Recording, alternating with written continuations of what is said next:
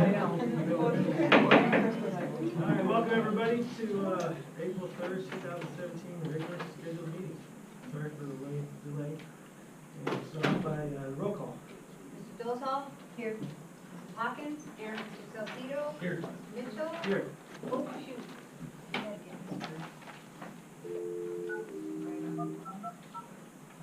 can go ahead, do the other while they're doing that.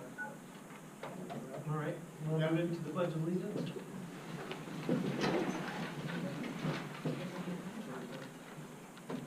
I pledge allegiance to the flag of the United States of America and to the republic for which it stands, one nation, under God, indivisible, with liberty and justice for all.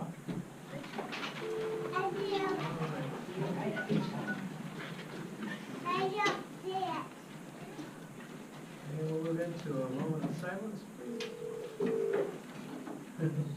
Everyone's working on that. Yo, Okay, can you hear me, Chuck? I can hear you. All right, well, greetings from the land of, it's hot. Speak from the land that is cold. Okay, we can let the record reflect, I messed up your moment of silence, I apologize, but please let the record reflect that Mr. Chuck Wright has joined our meeting telephonic. And we'll start over.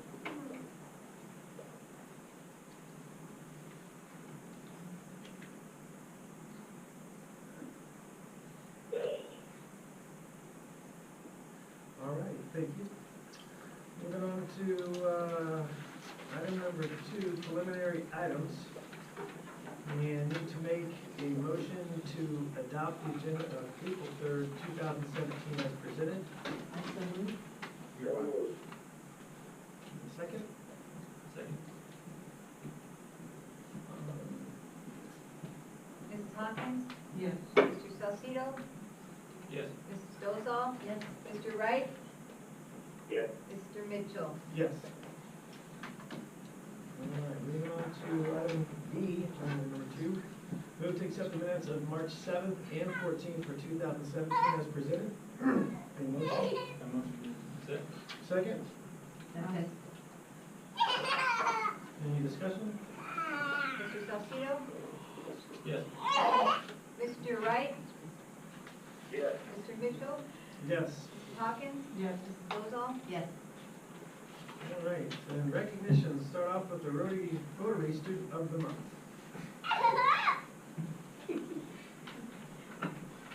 There we go. Oh, so we have some problems.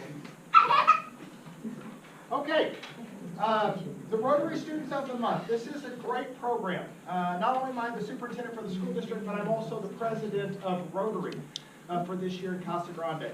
For those of you who do not know, Rotary is a service club organization. We believe in service above self, and primarily who we serve as Rotarians is students. One of the programs that we have is the Rotary Students of the Month. This is not a popularity contest. I say this every month, so the people in the room are probably sick of hearing it, but it is the truth. This is not a popularity contest. These students are chosen based upon their academic performance in the classroom, their behavior at school, their citizenship not only at school but in our community, and their involvement in the schools itself. Truly, these students represent what it means to be a Cougar, a Spartan, and a Panther. And we are really, really proud of the accomplishments of these students. Okay, so I will start with the reading of the names. 3 high schools represented in no particular order. From the land of Spartans, we have Paige Sewell.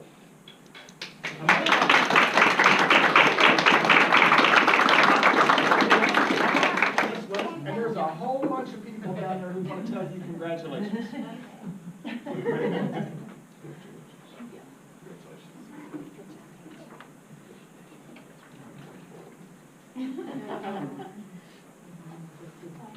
We do.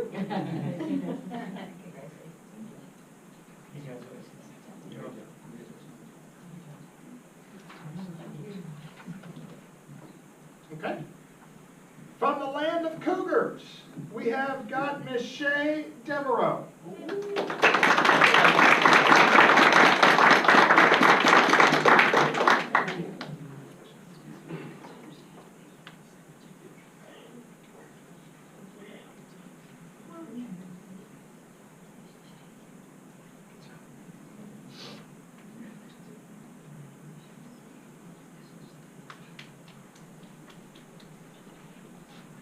And proud to be a Panther, we have got Avery Bennett.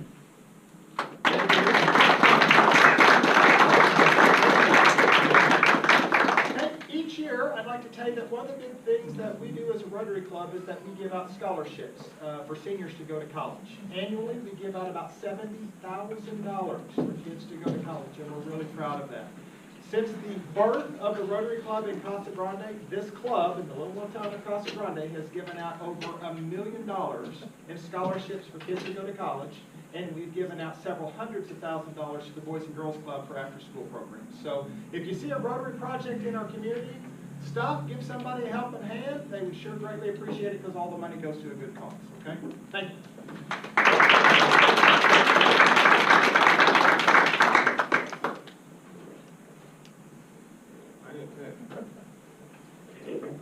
CT. All right, recognitions for CT Student of the Month. Welcome. President Mitchell.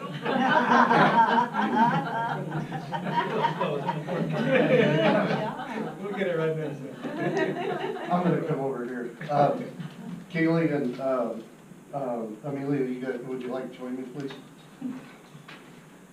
All right, we're going to recognize 2 Career and Technical Education Student of the Month, one from each of our marketing programs at Casa Grande Union and at Vista Grande.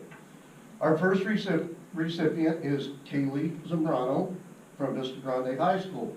Kaylee was nominated by her marketing teacher, Miss Annie Hunter. Kaylee is currently the president of the Vista Grande DECA chapter.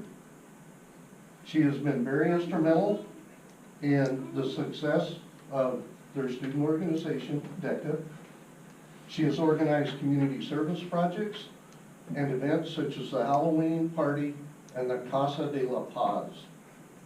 Oh, such as the Halloween party at Casa de la Paz.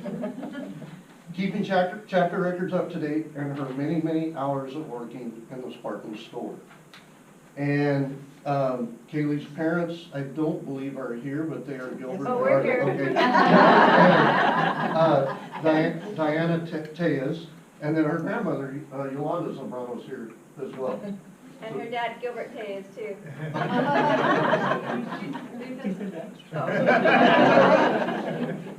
All right. President Mitchell thing right there. Good job.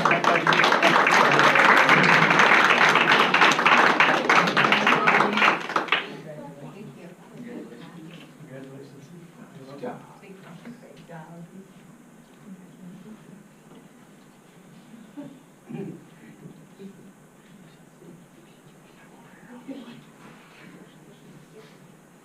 Okay, next we have Amelia Lizarraga from Casa Grande Union High School. Amelia was nominated by her marketing teacher, Mr. David Carter. Amelia is in her 2nd year of the marketing DECA program. She excels in all aspects of the program. She is on the Casa Grande DECA Board of Directors, serving as the chapter vice president. Amelia succeeds at all levels of the DECA chapter. This year she has participated in numerous state and national leadership conference events and has thrived at DECA competitions, qualifying her to compete at the DECA International Competition in Anaheim, California. Are your parents here? Okay. Now, Amelia's parents were not able to attend, but they're Dario and Beth Lizarraga. So, Amelia, congratulations.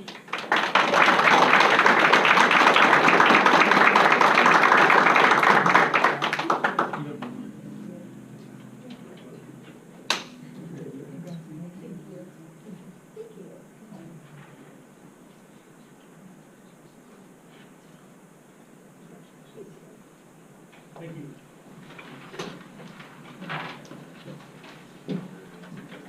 All right, public comments. Item A, call to the public. Oh, hang on just 1 second. For those of you who got an award tonight, if you'd like to stay for the rest of our meeting, you are certainly more than welcome. We're going to pay the water bill and all that fun stuff. If you would like to take this opportunity and exit that way towards the doors this time, you are certainly more than welcome. Thanks for having us.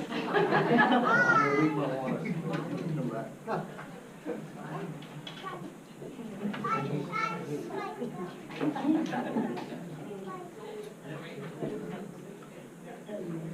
right, well, all to the public, and this proposal is directed to okay.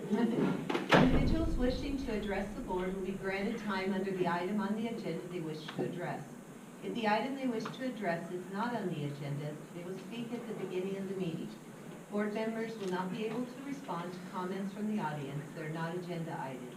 ARS 38-432.02H. Each patron will be allowed 3 minutes to address the board unless additional time has been previously requested through the superintendent or board president. During an open session, the board shall not hear personal complaints against school personnel or a person connected with the district. Policies KD, KE, and KEB are provided by the board for disposition of legitimate complaints, including those involving individuals. Board policy BEDH, public participation at board meetings. Thank you. Mr. Benavides, would you like to address now or when the issue comes about? No, I'd just like to go ahead and address it and let you take care of business. Good evening. This evening, on the board agenda, under number 8 discussion items, there are 2 documents you will be reviewing. It appears in one of the documents the classified staff is not represented in the IBN process. There are 145 certified staff members and 148 classified staff members that need to be equally represented.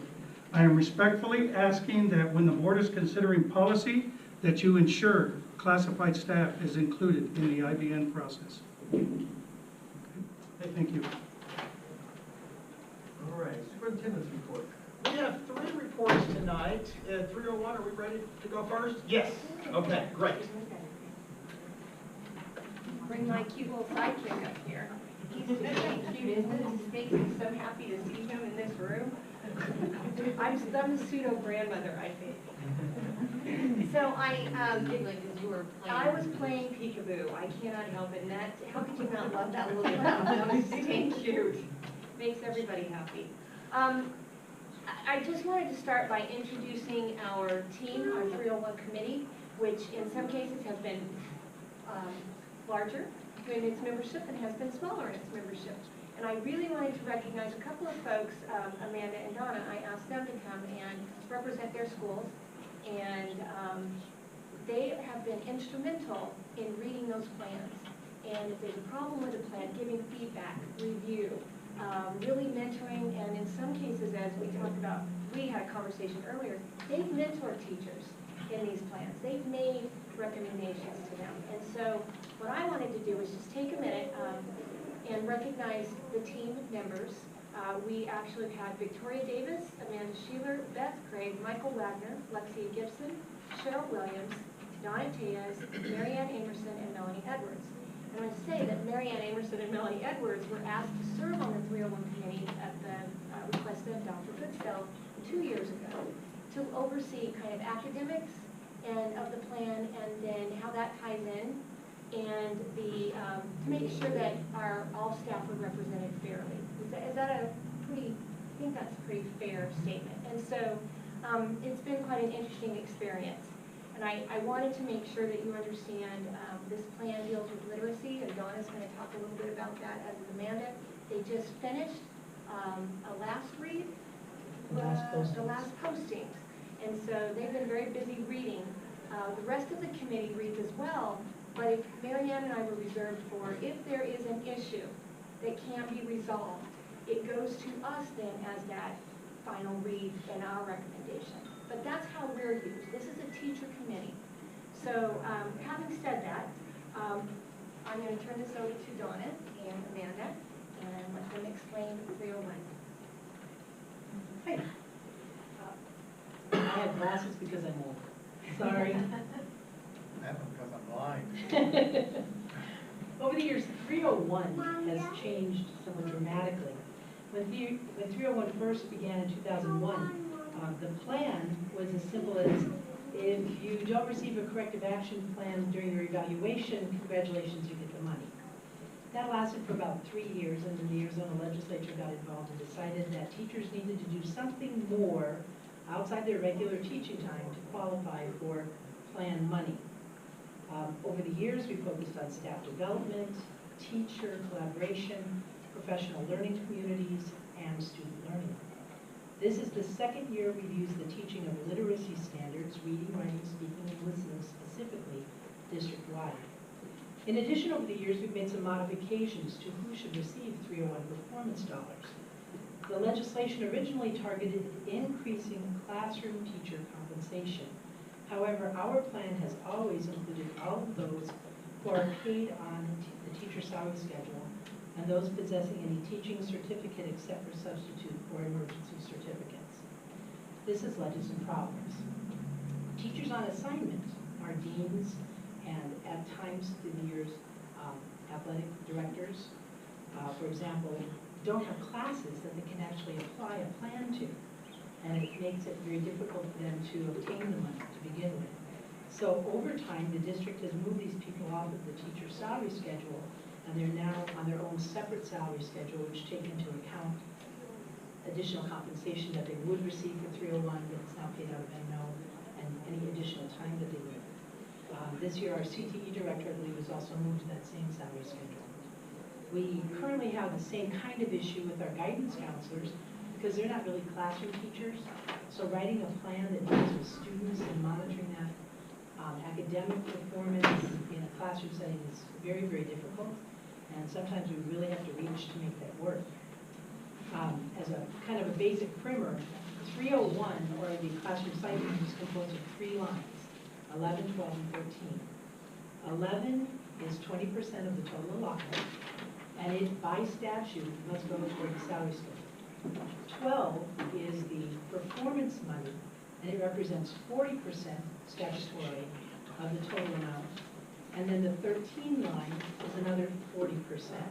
And there's kind of a menu of items that we could use the money for, but our district, in what I consider its wisdom, has always felt that that money needed to go to enhance teacher compensation to work toward the goal of attracting and retaining the highest quality teachers. And that's really good. So that's kind of where we've come with. Over the last couple of years, we've kind of modified how we pay teachers out on the performance part, on the line 12 part. We used to just set some fairly conservative set amounts of money. That 3 times a year, you would receive $1,000. And then after the fiscal year was over, we did kind of a balance of whatever was left, and it was equally divided among all teachers that had taught here that year. But we don't do that anymore. Now we only distribute funds that we've actually collected from the state. We know how much we're getting, but sometimes that state is as late as 3 months in getting us money. And anything collected after June 14th, 15th, varies from year to year, is then carried forward into the next school year. So we've changed the way we do that. We wind up distributing all of the 12 count, and we usually have a carry forward of somewhere around $220,000 in the 11 and 13 combined. And that's about 2 months' payments. With regard to distribution, for many years, when the state was really being not very generous with its money for us, the meet and confer team voluntarily said we would just take what we got for increases in 301 money, because according to the law, it's supposed to be 2% every year. We would take that as our raises, leaving all of the new M&O money for our classified and administrative colleagues, so they too could receive a 2% raise. It worked out very well for everybody at the time. Now we're looking at a little bit of a situation, because as 2020 approaches, we're going to have a little problem. The 301 money, which is right now about $5,000 that appears on every salary schedule cell, as well as the roughly $4,000 that's performance money, is going to go away. So that's going to be literally a pay cut for every teacher in this district of close to $90,000. And that's where that goes. So much for the legalese of 301, not for the exciting part. And that sub is probably going to be in November of 19. I hope they extend it. We've got to do something. talk about a shortage now, wait until that happens. The thing that's exciting is what does 301 do for our students and for our teachers? How does it really impact the classroom? I'd like to share some very specific examples taken straight from the plans that we've been reading. And I hope you get as excited about it as I do, because I think this is what we're really in education for. In a math class, for example, the Fryer method of vocabulary development is used, and in the teacher's reflection, because everyone has to do a reflection, she wants to add a short writing prompt which must be completed at the end of each class period for next year to enhance students' vocabulary development. In a science class, students were working on reading, writing, and speaking skills as they developed a travel vacation brochure, and students in each team worked as either a botanist, zoologist, meteorologist, or geographer to answer the following questions, which were to be highlighted in the brochure and their presentation. What are the activities of the location? Plants and animals of the region? Clothes to bring? Weather of the regions? Best time of the year to travel to the location? Part of the world the location can be found? Dangerous elements found in the region. In the teacher reflection, she found that group work was a little less productive, and she plans to make a change to this aspect of that project next year. In physics, students use a time-honored toy, the Slinky, to aid instruction, allowing students to conceptualize a wave so they can describe verbally and in writing the physics of waves. The teacher's reflection in sociology stated that she wanted to increase the frequency of writing activities in classes next year. In a government teacher's reflection post, it was noted that there seems to be a higher starting point for second semester students relative to writing abilities. The comment was made that all students report a greater emphasis on writing in all of their classes. The reflection portion of each plan is really the meat of the purpose of 301. One ESS teacher stated, quote, I think this is just a phenomenal reflection. The results from first semester's instruction were not strong enough to continue with this 301 plan with no change to instructional strategies. What a phenomenal thing for somebody to reflect and come to that conclusion. In a geometry class, using dominoes, flipping, sliding, and turning them are transformations. Students had to apply geometric transformations to the movement of dominoes and write about them. The plan also enables teachers to point out needs that they have in order to better teach literacy standards. In both PE classes and in one freshman 101 class, teachers stated that they needed classrooms with projectors to more effectively impact student learning and writing. I'm sorry to interrupt. Would you just remind them what the plan was? Because it's to incorporate literacy. Reading, and writing, it's above and speaking. beyond what teachers already do in their classrooms. Right. Just as a reminder. At times, the learning outcome results in teachers becoming aware of a disconnect that may exist between what they're teaching and what they're testing. One social studies teacher feels that he or she needs to tweak the activities and assessments for better alignment with the instruction of maps and charts. In a culinary class, students are being asked to write directions for things they've made. Good enough directions that they could go in a cookbook. One example, students have to write step-by-step instructions on 3 types of omelet making. Classic, country, and yes, Ziploc baggy omelets. I thought that was the coolest thing. I had to call and ask what it was. In the reflection, the teacher felt she needed to slow down and explain the writing expectations more fully from the very first day in August. In music classes, one teacher has students write 2 to 3 times a month. This year, the reflection included an interesting observation. Since the writing assessments are now done on Blackboard, there are some students who no longer do them. This does complicate isolating a lack of literacy standards from a lack of technological use standards as the cause. The essays that have been completed show an improvement in all areas, but especially the use of conventions. In JROTC, students have to give speeches, and it was noted in the reflection that timing is everything. Knowing when to assign a speech where students had to get up in front of others to speak was key to the successful completion of them. Students had to feel comfortable enough in front of their peers to complete the assignment.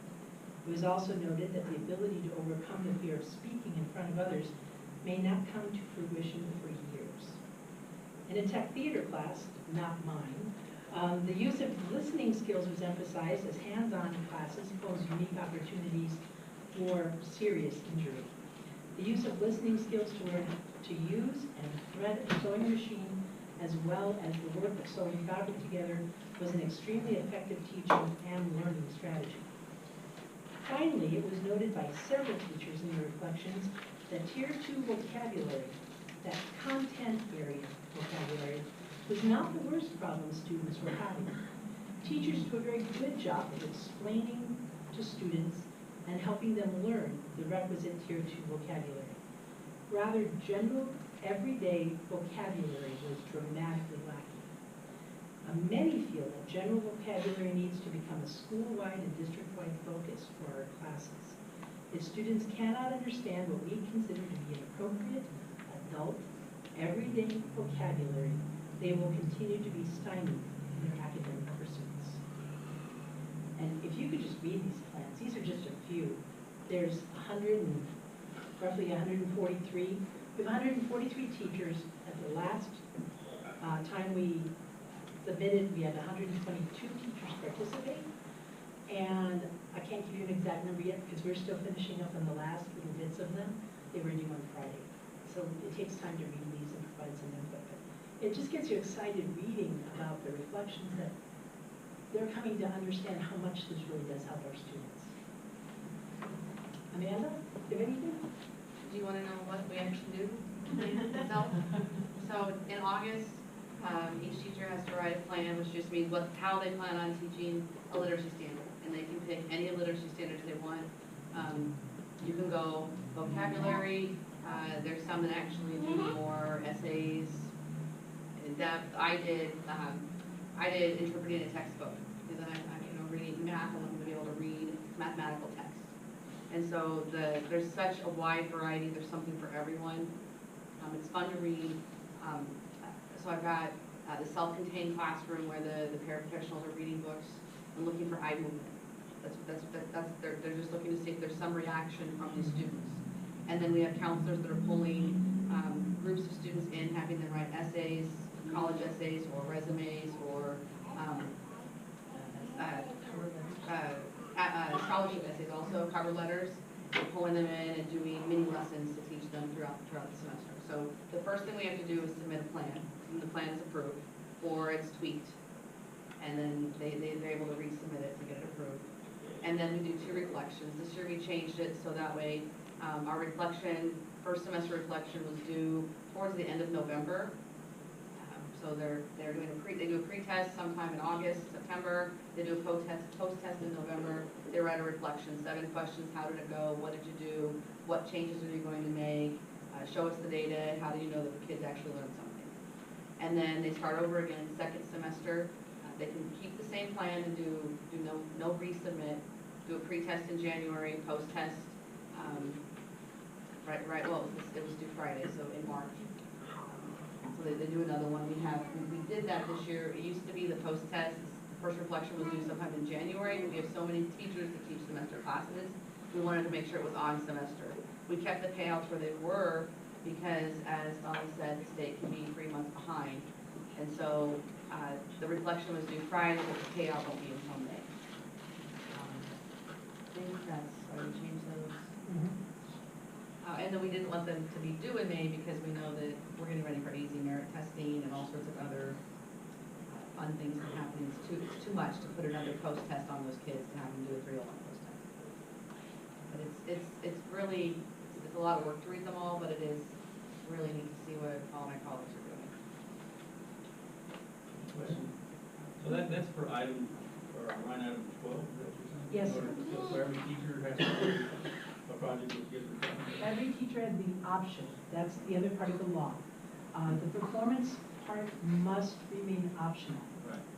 And- So what's the percentage of teachers that actually do that? Did you say Well, I 122 see. or 144? That was the second time. The first time, we had, I believe, 129 teachers who actually posted a plan out of 143. Could have been a little more, I don't know that number. But sometimes life happens. We've had some people who are now out and some people who can't. So but we have the vast majority. We even have some people who don't post a plan, but they do it anyway. We have some people on ESI who don't qualify. ESI people don't qualify because they're not employees of the district. And we have ESI people who do this because it's good for kids. I think that's great. I mean, that's something that good to hear that other people are outside of section 12 right there, line item 12 are doing it. Thank you. You do a really good job. Thank you. Are all the plans available for others to view, or? Sure, they're on Okay. Office 365. If you go to the 301 SharePoint, you can actually, anybody can I saw actually that go the other in day. and click on CGUHS, Vista, VHS, Desert Winds Learning Community, or Learning Center, sorry, and Casa Verde. You can still go there, click on anybody's and read their plans and read their reflections and look at their data. Anybody can do that. And sometimes that's really a great place. New teachers who come in not really knowing what 301 is, that's often a resource they go to look at what other people have done. Everybody's allowed, the math department could get together, we could all create one plan and all do the same exact plan. So the plans might look the same, the reflection part has to look different. And the data collection. And the data is collection will obviously be different. There's 2 years worth of plans on there. We switched over to Office 365 last year. So in each person's folder, so you know, we managed to click on mine, you can see 2015, 16, 2016, 17. I'll be putting everything in 16, 17 this year, after this week. That's a great tool. I mean, this is a matter of quantitating that to use throughout the district. I mean, there's a lot of information right there. I can see a lot of great ideas coming. It was on Outlook until 2 years ago, so teachers could collaborate that way. They could look and see what other teachers are doing. Great, thank you. So there's no carry forward in the one, two? We usually wind up, whatever comes in after June 14, 15, 16, 17, it usually winds up being about 2 months. And then that, believe it or not, we pay out first in November, I believe. Yeah, before Black Friday. And sometimes that, sorry, we've positioned these strategically around break. Or mortgage isn't all it takes to keep your house running and maintained. The dollars in the classroom category doesn't capture all dollars that support student achievement. More than 3/4 of all spending by Arizona school districts is dedicated to improving and supporting the teaching and learning that happens in the classroom. The dollars spent in the classroom category includes teachers and teachers' aides, basic classroom supplies, textbooks, and instructional software. But what about the other support services delivered directly to students by librarians, school nurses, counselors, speech pathologists, audiologists, cafeteria workers, and school bus drivers? These are not included in the dollars in the classroom category. Aren't these important to student success in the classroom? One of Arizona's greatest challenges is the fact that a higher percentage of our students live at or below the poverty level, requiring districts to devote a larger percentage of available dollars to student support, such as counselors, speech pathologists, nurses, and social workers.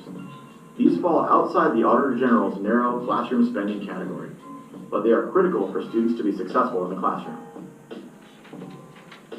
Also included in the non-classroom categories are dollars spent on principals, school secretaries, and attendance clerks, the people that provide the support and instructional leadership for our students and teachers. The district superintendent and district-level personnel needed to carry out essential curricular, business, and facilities management functions are also considered non-classroom.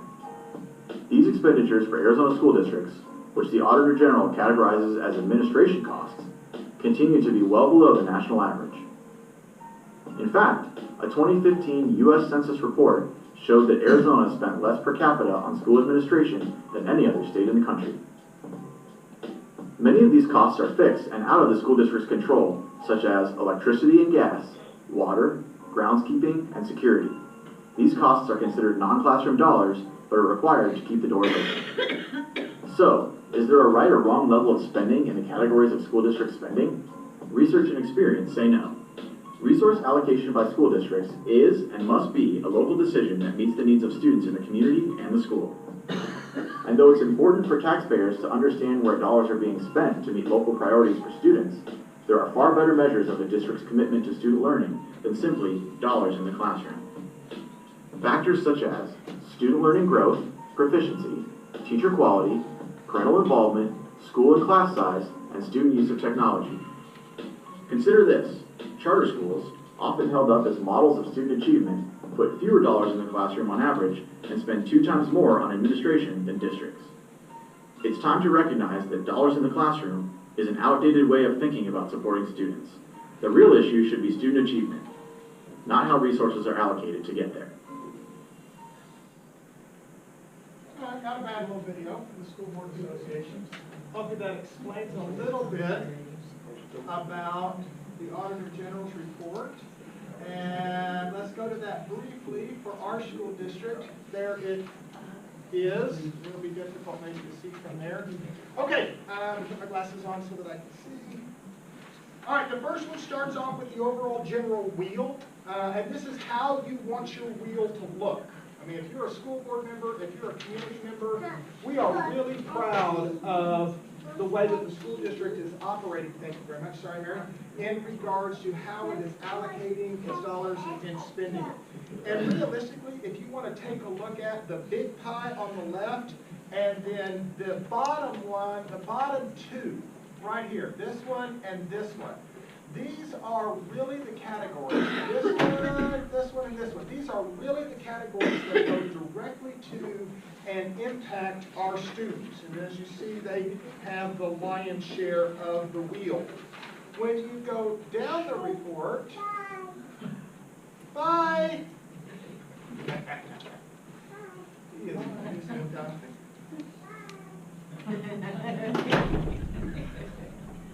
Ah, there it goes. Just got to learn how to use the computer.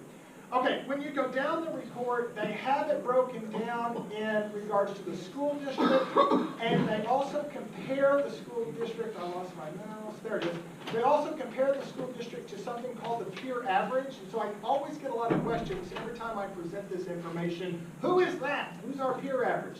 In theory, it is the schools that are in our athletic conferences. These are the schools that we play football and basketball against. This is the general kind of rule of thumb. The State Auditor General breaks these categories down into peer groups of different subsections of this report. And if you really want the specifics on that, you can take a look at the Auditor General's report. But it's just the easiest rule of thumb. These are the people who we play football and basketball against. Okay? And then there's the state average.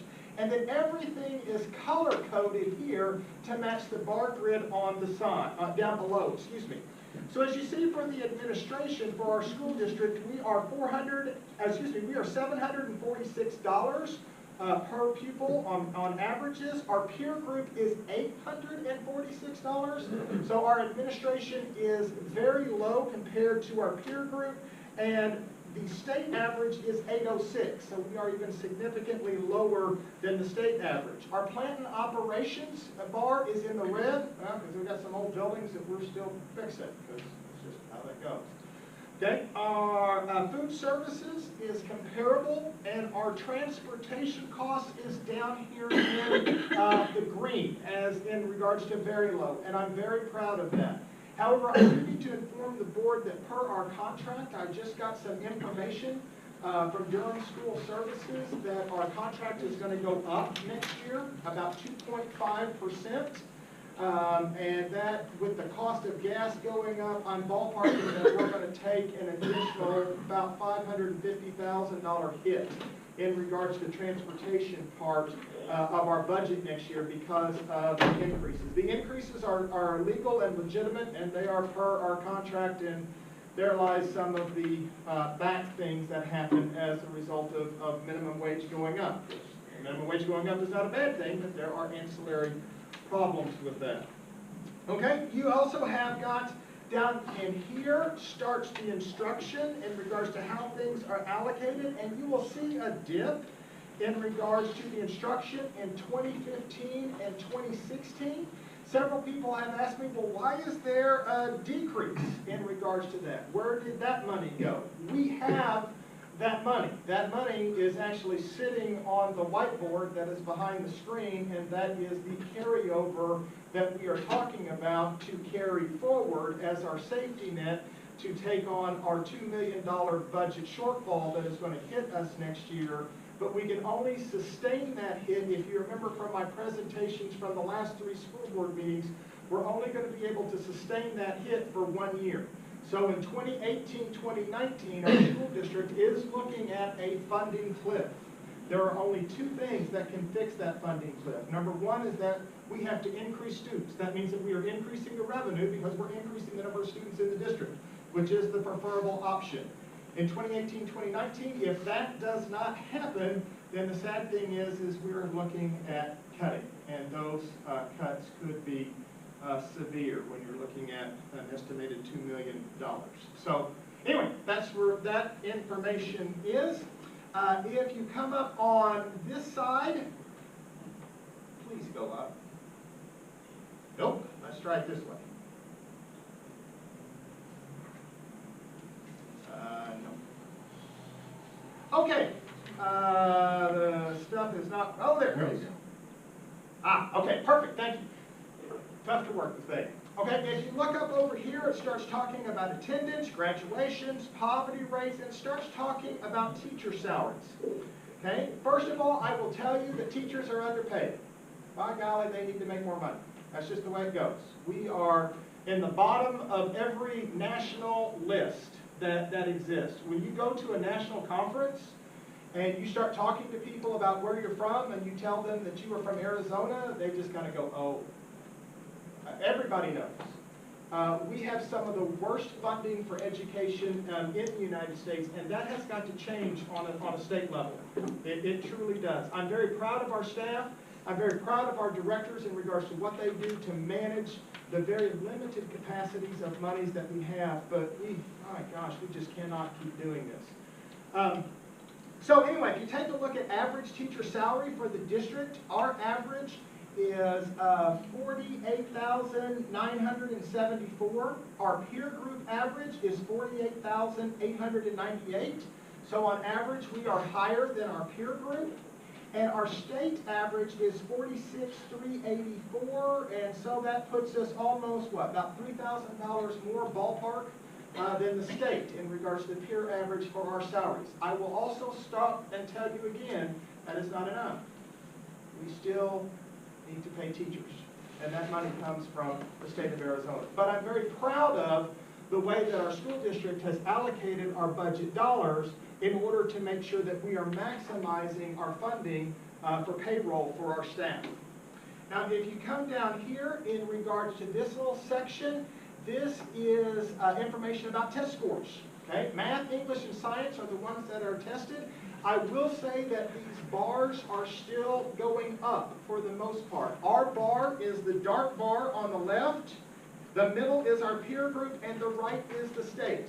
I will be the first to tell you that I am not happy in regards to where those bars are, but I am happy that that gap is closing. We went up almost 9 percentage points in mathematics, which is awesome, because math is some of the most difficult subjects that our students face.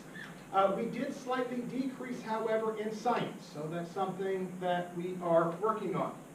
So when you come down here in regards to financial stress and financial stability, which is this nice, neat little section right here, that talks about, in essence, overall our bond rating. If you remember, I told you that we have got to maintain the financial security for our district. We have got to maintain cash flows.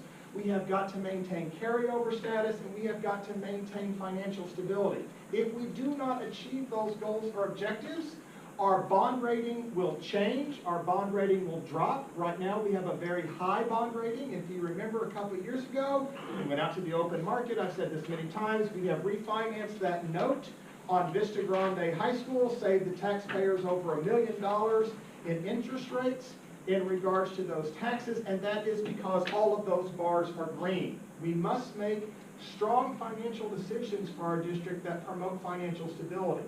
If our bond rating changes, property taxes go up, and I can't stop it. Okay? I cannot stress to you enough that we have got to make good financial decisions that promote stability for our school district.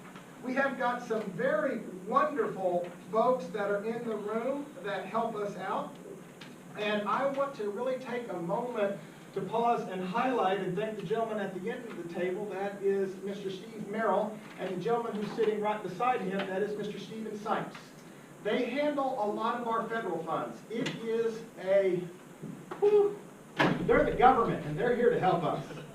So fill out our forms. And these gentlemen do a phenomenal job of making sure that every student is accounted for, that every federal I is dotted and T is crossed, to making sure that we can maximize the amount of federal revenues that come in to support the academics of our M&O funds. And if you will notice, in 2016, our per pupil revenues on the federal side was $1,362. Our peer average was 823, and the state average was 1301. So congratulations, gentlemen. They are doing a phenomenal job. The other thing that I want to point out is Mary Ann and her department, which is down here in the state area. And if you notice, in 2016, we are averaging $3,890. That is how we are going about the process of counting our kids for the state aid funding formula. We make sure that we have every student is counted for, every attendance registrar is run correctly, and every student is a full-time FTE or a 1.0 on the state aid funding formula. As you see, several in our peer groups do not have that type of processes, and our peer average is 891, and the state average is 1,000, I messed that up, excuse me. Our peer average is 305, and our state average is 3780. So we are exceeding both our state and federal on the side of revenues, and also as well, we are less in our peer group in regards to local. What that means is that not only are we operating in an efficient manner for our school district, not only is our salary schedule scale doing what it's doing, not only is our budget allocated in a balanced fashion for our school district, but we're also one of the lower areas in regards to local property taxes, which is very nice for our taxpayers. So this is a wonderful report that we are a fine-tuned, well-oiled machine, and I'm really proud of the results. And if everyone will go over to the second page, if you will just flip one page over. I don't know if you touched on it, but it's at the top in student and teacher measures. Did you say anything about the average year of teachers' experience? I mean, did you touch on that? No, I did not. No, I think that's an important, those last one to tell us that we're retaining teachers. Yes. And then two, that we are teachers that are in the first 3 years that we're our gap is a little small. So. Absolutely. This is the exact report that this community wants to hear. And I can't make these numbers better. Yes, ma'am. But isn't the average years of teacher experience actually based on how many years they've been teaching? Yeah. It's the thing that varies. It could be at any district is what their teacher experience is. Right. Doesn't have to So be with that in mind, if you will take a look at the last page, if you did not get it on the first page in regards to a pie chart, it is represented on a line graph on the back page, okay? And I'm going to read this paragraph over here that's up here in this corner because this is really a 5-year summation of our school district, and I'm very proud of it. It says total operational spending per pupil adjusted for inflation decreased by 11%. The percentage of dollars spent in the classroom varied year to year, increasing overall from 45.2 to 47.5. Overall, as a percentage of total operational spending, student support decreased, and administration and food service and transportation decreased slightly, while instructional support increased slightly. And that's some good stuff. Good stuff. So if you'd like, you're more than welcome to ask me some questions later about it. We can visit about it later. We also do have, just arrived today, the board has asked us to do a salary audit. And that audit actually arrived in my inbox right before the board meeting. I scanned it for about a minute and a half before I walked in the door. So we're going to go through that audit. Gina and Sharon and I are going to dice it and slice it and dissect it. And we will have a report for you on that audit at the next school board meeting in May.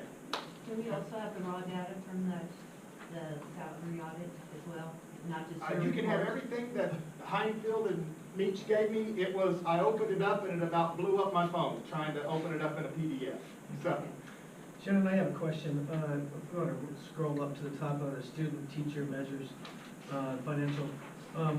It was a great concern of mine when the salary schedule was proposed last year, and the amount of weight that was put on the 301 money on the teacher salaries. And if we want to compare the average, again, coming back to the 301 topic today, it said the average teacher salary, if you want to compare which the percentage coming out of the 301, if you want to compare our state averages out of whack, could be not good at math, but it looks like that our district is counting on 301 money 20%, and the average on the state is 11%, almost double. And so I guess when we know that this has an opportunity to fail, our district is really going to be at a higher stake on trying to compensate for that shortfall from the state 301 money for salaries. So I'd like as a board member here to focus on that, see how we can weather that down and start getting off the dependence of 301 money for our salaries and our teachers, as I saw it to be a problem last year, that this weight is pretty tough, especially if we have the opportunity to lose it. So I'd like to see, what we can do to start moving that pendulum from 20% down to the state average. Okay, anything else on the report? So tell us again what the movement from, we went from what, 40 to 60? Right. When I first came to the district, a good chunk of the bigger school districts in the state are on a 60-40 split. There's multiple funds, or multiple categories, as they said, in regards to 301s. Many people in the state are on a 60-40 split.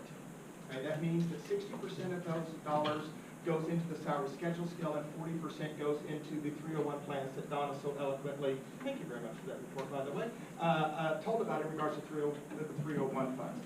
And I'm very glad in regards to the directions of the 301's monies, because it's always right now directed towards reading and literacy, because those are the skills and standards, obviously, from the little bar graph that we need. When I first came to the district, we were on a 40-60 split, which was opposite of many school districts. So I have moved us via our last salary schedule to where we're middle ground, we're 50-50. So 50% of those funds goes into the salary schedule scale, and 50% of those funds goes into the incentive plans for the 301. And that was a combined combination of the information that I got back from the collaboration groups that met. Yes? We've always been a 60-40, ever since 2001. We've always been a 60-40. Still is. We have 01, the 11, and the 13 have always gone into the salary schedule. 11 is what, the 20%, and the other one is the 40%. So we've always been 60-40. It was changed last year. Yeah, we've always been. So now we're at 50-50, right? No, No. we are still in 60-40. You statutorily can't do 50-50. Right. You can only do 40-60. The 20% can be massaged into other things, but we just automatically, for the first plan back in 2001, it went straight into salary. Can never do more than 40%. Good. The benefits of the current salary schedule that's listed on there for the Auditor General's report is the ability to recruit teachers in regards to teachers coming into our school district and people wanting to fill positions. As an example, we had a wonderful person who's coming to us from Coolidge, which is awesome. He's going to be teaching one of our classes, and I believe coaching basketball. Is that correct, Tom, I think? He's coming to Vista? There's two. Oh, there's two. Anyway, he got a $9,000 raise just like last year in Colorado, which is pretty awesome. Pretty awesome for our salary schedules. Anyway, that's all I have for my reports. Thanks, Sheriff. It looks like we need much on number 5, focus on student results. So just move right on to number 6, matters reserved for the board action. And it looks like we got a couple of policies, 3. Y'all read all those. Get deep into it, make sure. Good for you. All right. Move to approve and adopt the second reading of revisions to ASBA policy advisors as presented. All discussion? Yeah, I have just some of those about discipline. How are those communicated to the staff? The ones that involve discipline, restraint? I guess that's actually Mr. Casey.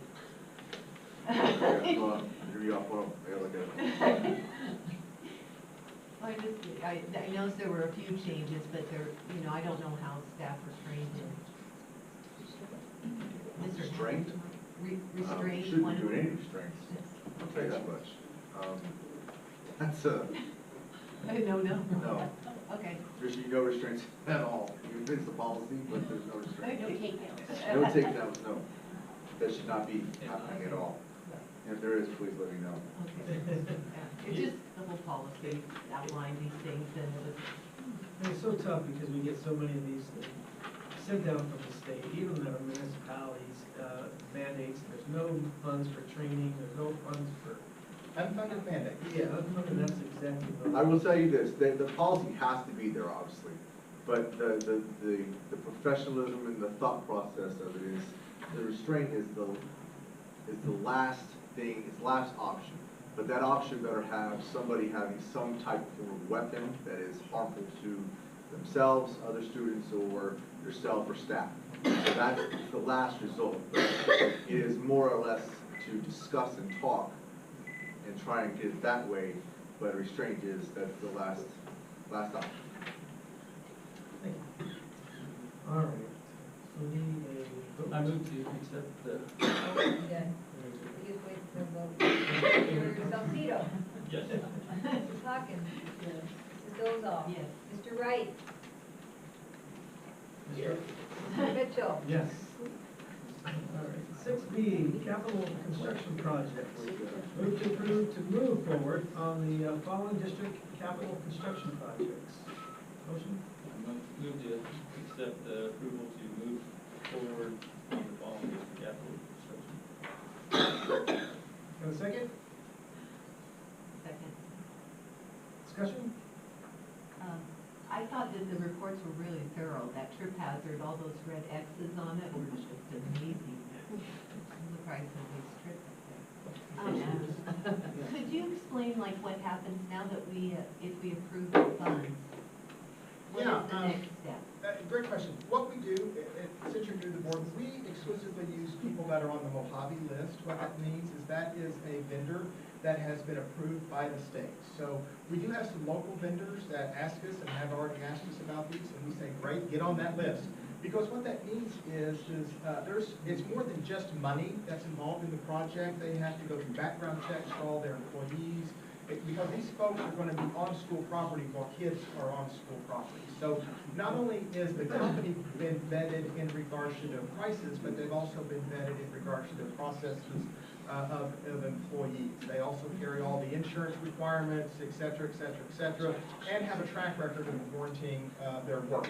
So that's why we take people off of that list. So once this happens, obviously we've gotten one estimate from a really good vendor. Mr. Mace will start the process of getting more estimates from people off of that list.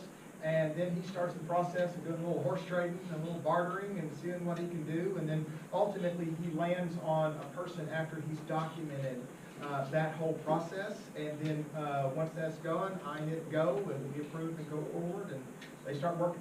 Our goal is that we want to get all of these projects lined up and get all these vendors on board. Because some of these projects, obviously like concrete, you can't do it while the kids are here. Not that I would have written my name in the wet cement whenever I was a high school teenager. I would have never have done that. But there are some folks that would, so we want to get them lined up so that way when school's out, they're ready to go and these projects can get in and get done in the month of June. Are there local people on the Mojave list? Yes, some, and some not. Well, So. Like last year, there were some landscaping projects, and those were done by local vendors rather than those on the Mojave Right. list. What was the exception for that? Because we felt like landscaping didn't require as much of all of the insurance because it's a tree. So that's why, but obviously on these things, whenever they're dealing with things like, handicap ramps and concrete trip and falls, those are things that we want off of those lists. But if we can do a local person, we do, because that puts money back in Casa Grande. And when we go to Mojave, I'm sorry. When you go to Mojave, is there a way to flag, or do we look at the list and we can go in on Catherine? Tim knows every vendor on that list. I figured. Okay, good. All right, any more discussion? Mrs. Hawkins? Yes. Mr. Wright? No. Mrs. Dozal? Yes. Mr. Mitchell? Yes. Mr. Salcedo? Yes. All right. Moving on. Where's that go here? Donations, sorry. Tony, would you like to read that?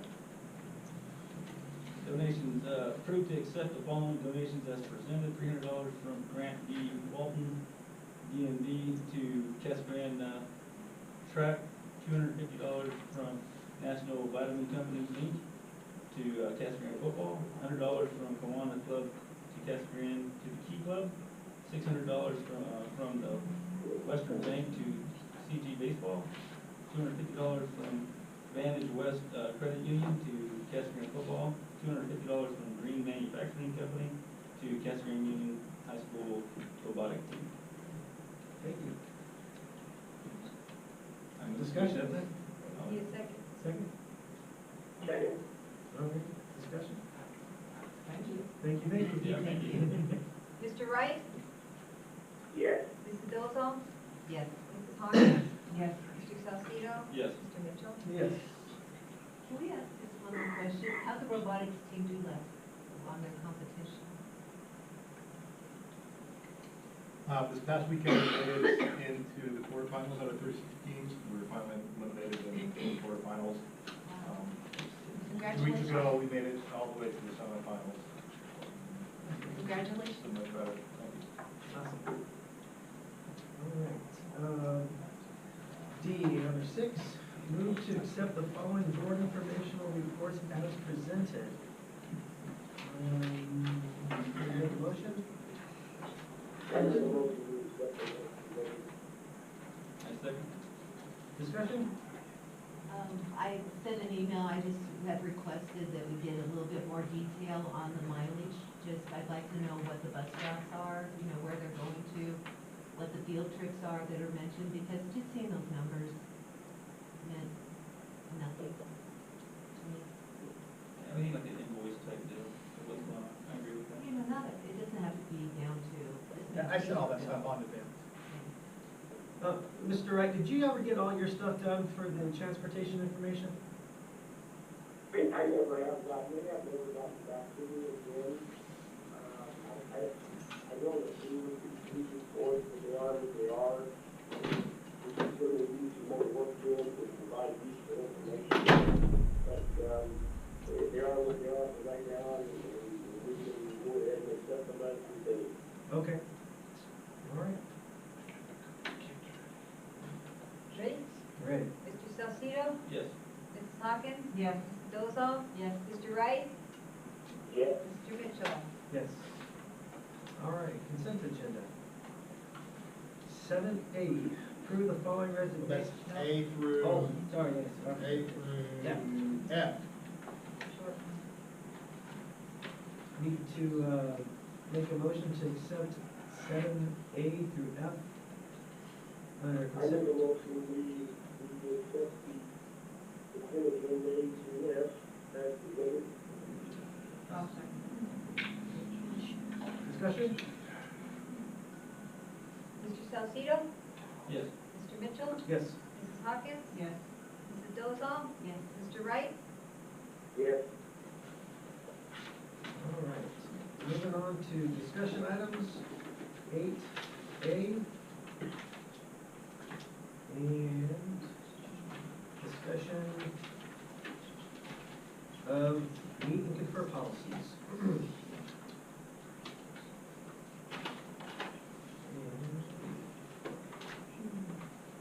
All right, Mr. Wright, did you want to, yours is listed first, did you want to discuss? Well, I was under the impression that we were gonna go ahead and put this on as a first reading for protection. It's already been approved by the FDA, it's already been, that's for the, so I'm concerned on whether, why it's on the discussion item. Right.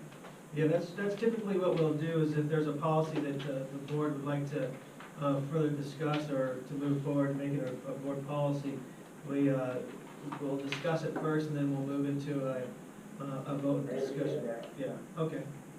So that's why it was presented on here for discussion.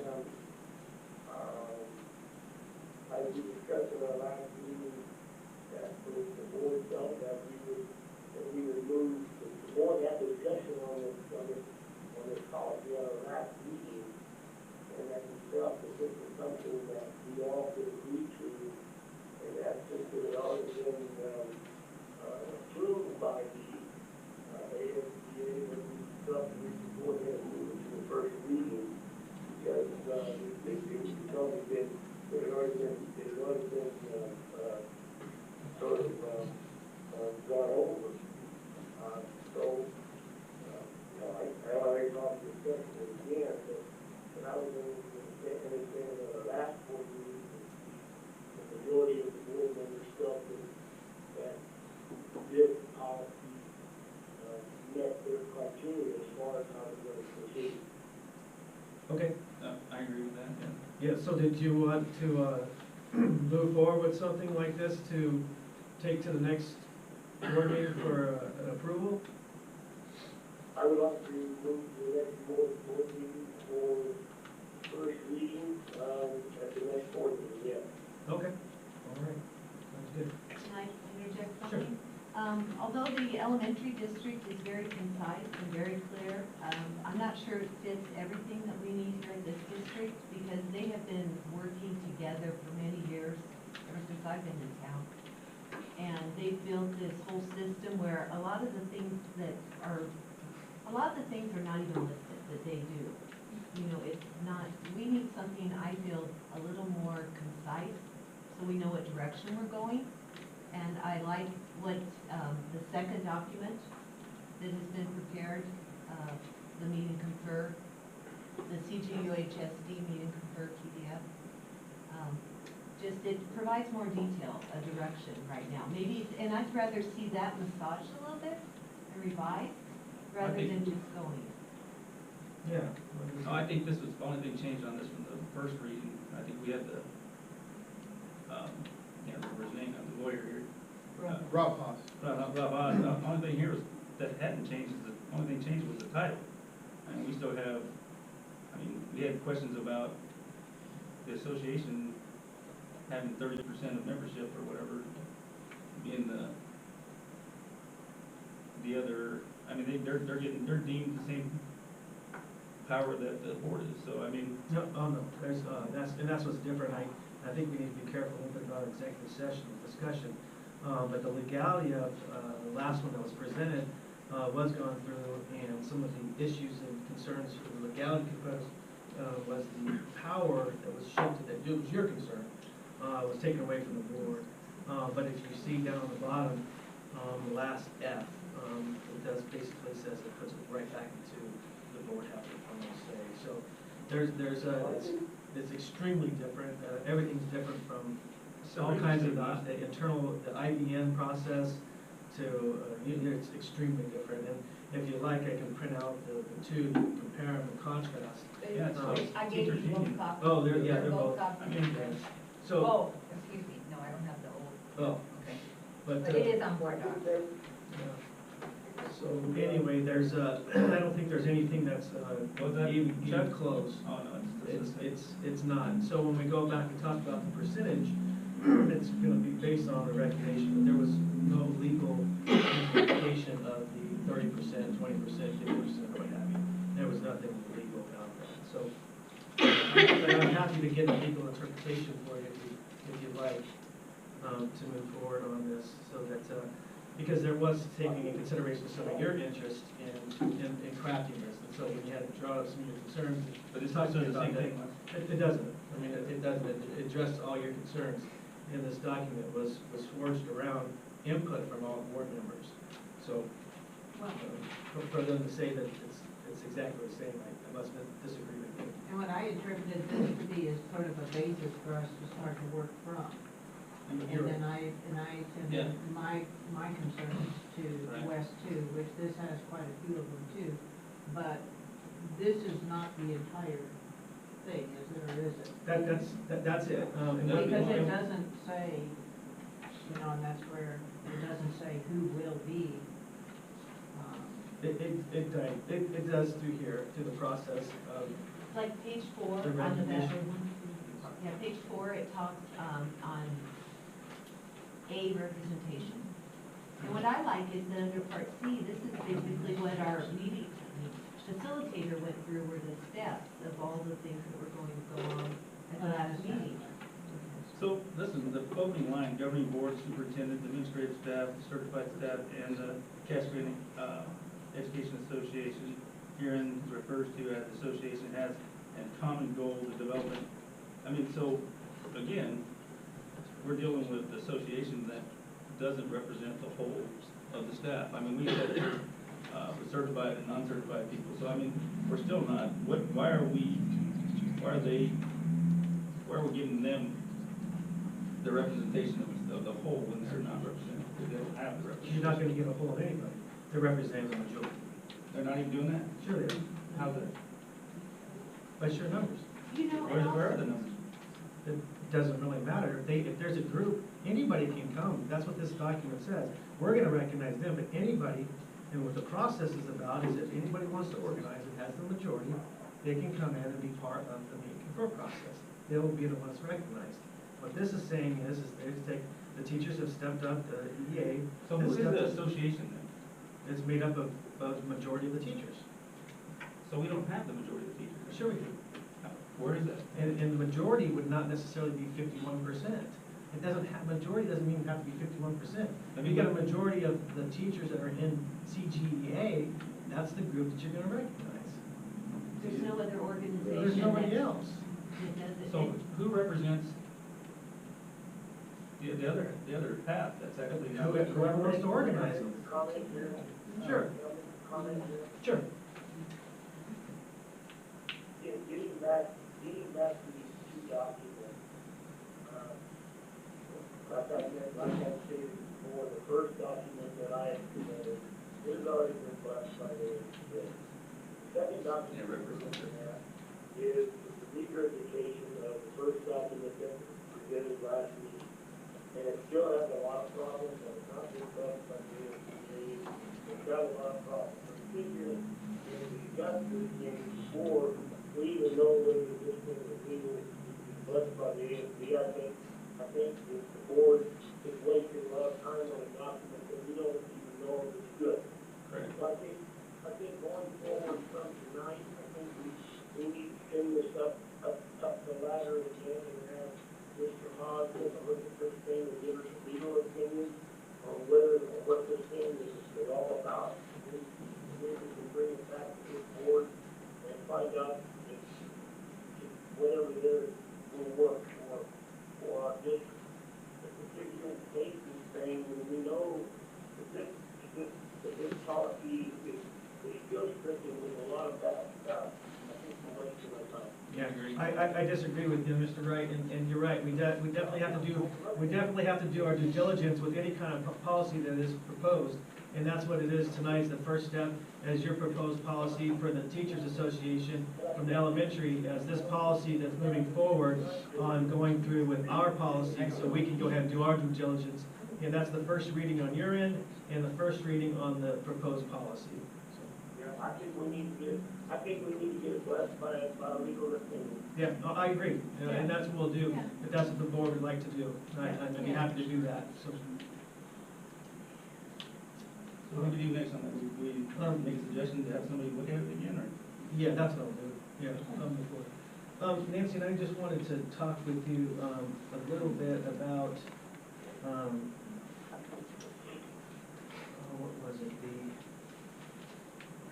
the mirroring, which was a term that was used, but, when we talk about the foundation of the teachers, the elementary district, well, what the foundation and the basis of that is, that we were looking for, that we all liked, was the IB interest-based. And so That's really what this is. That's what this explains. Exactly, that's, Right. and so that's where, when we talk about, when Mr. Wright explained that, hey, we talked about that, we all liked it, and so, But this fell in that. that's right, yeah. So we're basically taking this, and we're marrying these, and we're putting some of this, but then we're also adding, and Mrs. Dolzel commented that every district's different, has different needs, and so we're addressing those needs, because that one issue.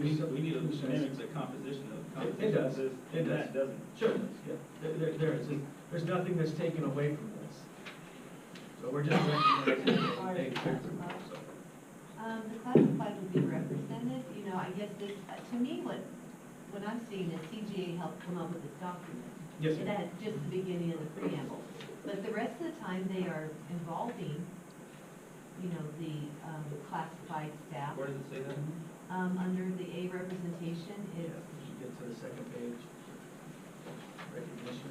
Well, I guess I'm not gonna sit here and debate with this, but I agree with That's good. Mr. Wright. I mean, if you'll look at, All right, so what we can do is, I agree with Mr. Wright, I think we need to move forward with getting a legal interpretation on this. Anybody else have anything that they want to add or concern, or with this? I would like to clarify that even though CGA, if they don't hold the majority of the teachers, they still bargain for everyone, they still have the best interest of the students at heart. I think all of them do. I mean, I think that's a common deal. After talking to some people that aren't, I think they still have to have a representation, I think. Yeah, and I think they will.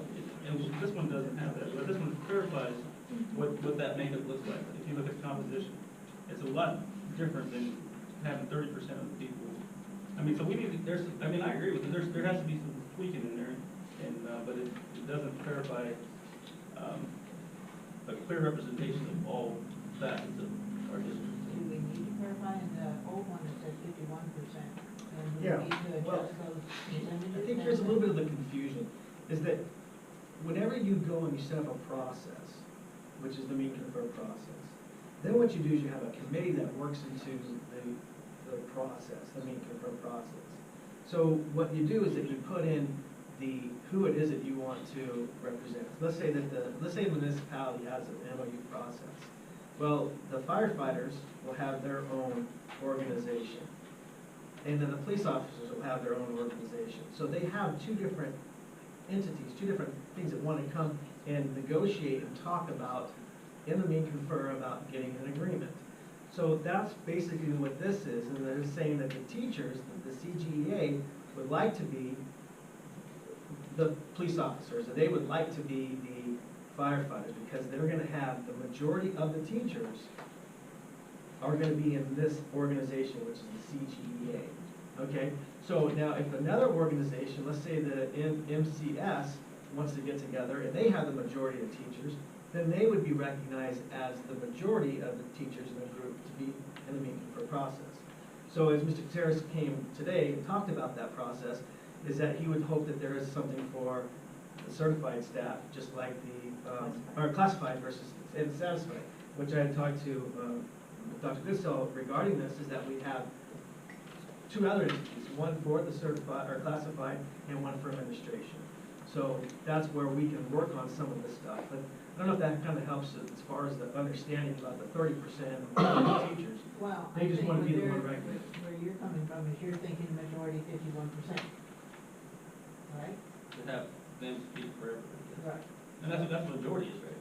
But, I mean, but where, But you have an outside organization come in and tell our school board how they want to negotiate for different groups.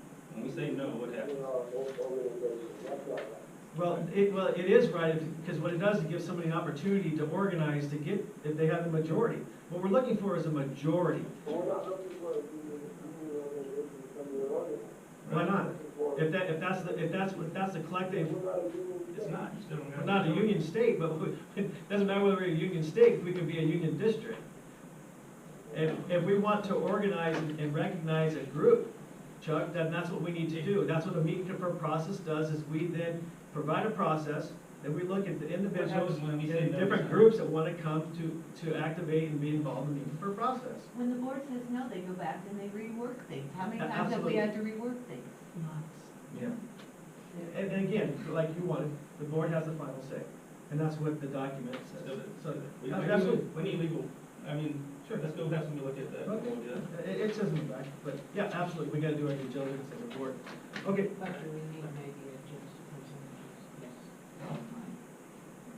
Is that something you wanna look at, Nancy? Will this replace our H then? This will replace our H policy? That's correct, yes, yeah.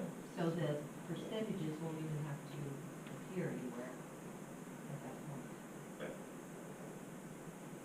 Yeah, that is exactly, whatever it is that this board decides, that ultimately will replace section H, all of it in its entirety, because there would then be, you can't add it in, because then there would be so many conflicting things from what is there currently and what is going in new. In essence, H goes away, and whatever it is, the policies, they go in that spot. And I don't know how many policies there are in section A, I think it's like 8. Yeah, there's not, no, in H there's not that many, but there are percentages in H. In HH there is. Something like that. All right, any more discussion? Any feedback? And I'll always take feedback through email or what have you. Okay. But you're gonna work on getting it looked at, you're gonna need to get another, discussion. Yeah, and that's what, we can make a vote like this, right, if we wanna move forward on? No, on this? no, There's you nothing don't, to vote. Oh, okay, it's not a vote. Just a recommendation that Just it be rec- looked at. okay, yeah. We can do that. But So- yeah, I mean, and that's common. Any policy ASB has to look at. That's our standard operating procedure. Okay, yeah, so can we do that? Can we get, We have to do that anyway. okay, Whether you want us to or not, we're required to do that anyway. So you're meeting every Tuesday, right, for meeting confirmed? Every Tuesday. Yeah, And true, what true. is the, you have CGEA and then who else, as far as that is not part of the association meeting? As it stands right now, Nancy, there are 5 members, not everyone's been able to make it, but there's 5 folks from each party represented. There's 5 members of the certified or teaching staff. There are 5 members of the support staff, and there are 5 administrators. Now, I don't know if everyone's going to be able to make it, but But of the certified, how many are associations? I wouldn't know, nor am I, nor am I allowed to know. I put an email out to all of the certified staff asking for anyone that wanted to volunteer, didn't matter if they were association member or not. My only volunteers are all association members. So, yeah, but I'm not allowed to know that information, so I wouldn't. Who's going on? I mean, we either be 2 I and 12? What time? 3:30 to 5:30. all right. Any more discussion, folks? A couple minutes left in the game, just point that out. All right, moving on to 9A, informational only items. Attached is the revised community use of facilities form. Okay, I mean, those are, basically, you don't have to do It's not anything for on those, everything. those are just for your information. But we can put them in as a board document. Thank you. Hence the And just term send me everything. informational. I mean, unless you have a question on any of that stuff, but that's just basically information. And Tim is gonna file another form for non-profit as well, Right, I don't like this. Non-profit. So he's, So. Non-nonprofits? This is for nonprofits, and We he's don't like going to those do two. another one for-profit. Okay, why it comes to mind, I sent out about a retreat, and I am really sorry. Huh? It's tough. Huh, everything's tough for me, man. Oh, amazing, a lot of. So do we want to look maybe somewhere in June then, if you guys are okay? I would be okay the first weekend in June. Okay. Well, actually, yeah, the first weekend. I want everybody to be able to. And don't forget about Mother's Day weekend, is Yeah, it? that is Monday. But I don't know when that is, but I'm just telling you, don't forget about Mother's Day weekend, we'll all be in the trouble. first weekend in June is okay. What's, is that? When's Mother's Day weekend, anyone know? No, May May something. May something, there you go, I know it's in May. Probably Yeah, May. Okay. My anniversary is when? In trouble. Mother's Day, 13th. I don't know what May means there, I'll worry about it. Yeah. You're gonna lower it down. What's the first weekend in June? You're smart, that's right. May 14th. Is May 14th Mother's Day May weekend? 14th. Thank you very much, Tony. May 14th is Mother's Day Is weekend. the 13th of May, Tom? Or is that? Yeah, Is it on Saturday? Hang on, folks. Mr. Wright had something. Did you He guys said hear he that? didn't have his calendar in front of him, so he Okay. can't. All right, I'll throw some dates out there, Chuck, on the email. Oh, no, the 13th, That's I'll be fine. out of state. Okay, Graduation. okay, well, I'll throw some stuff out there, maybe the 6th of May, 27th of May. Oh, that's the previous agenda, if you Oh. want. Yeah, that's, All right, we're gonna do it. Okay, then I'll just throw some dates out there, we'll figure out, but I'd like to get going on that. and you got Father's Day in June. All right, make a motion to adjourn. Oh, no, it's classified as a report. No, that's informational as Oh, well. that's all. Yeah, those are both informational items, so, okay. So you're actually at adjournment. All right, motion to adjourn. Mr. Wright, thank you very much for joining us so far away, sir. Hey, enjoy your vacation, Mr. Wright. You bet. So we need a second to adjourn. I did. Second, we got a vote. Okay, Ms. Dolzall. Yes. Mrs. Hawkins. Ms. Salcido. Yes. Mr. Mitchell. Yes. Mr. Wright. Yes. All right, thank you, sir.